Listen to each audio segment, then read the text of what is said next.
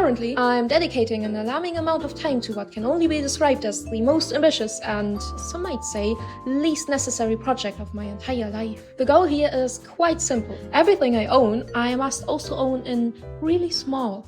Every object, every book, every notebook, every poster. All my belongings must have a tiny counterpart. That's the guiding principle, the mission, if you will.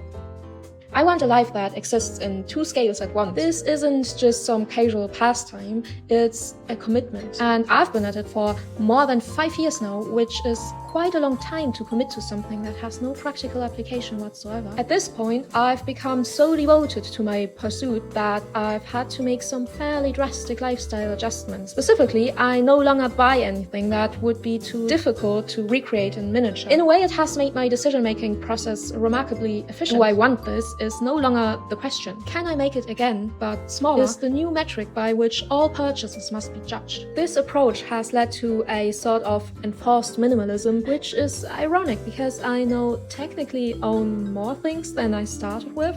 Anyway, of course there are challenges.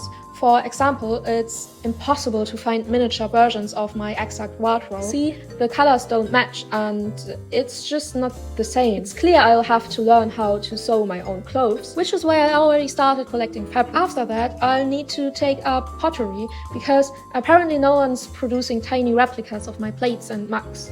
And then there's the issue with the difficult items, because some things I own are too complex, too detailed to duplicate in tiny form, at least with my current skill set, so eventually I'll have to get rid of them, probably. My entire life is now governed by an arbitrary rule I created for no reason at all. So what is this all about? Well, you see, a normal car is just a vehicle, but having a tiny version of that car, that's suddenly deeply important.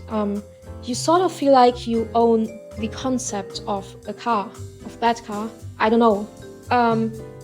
Something about holding something in the palm of my hand feels just right.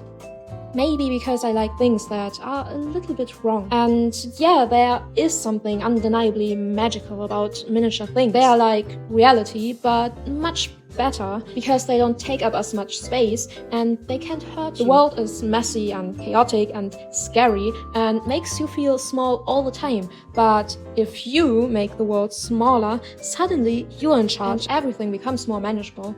Will it ever be done? Doubtful, but is it worth all this effort? Also doubtful, but I'm in too deep now and there's no turning back.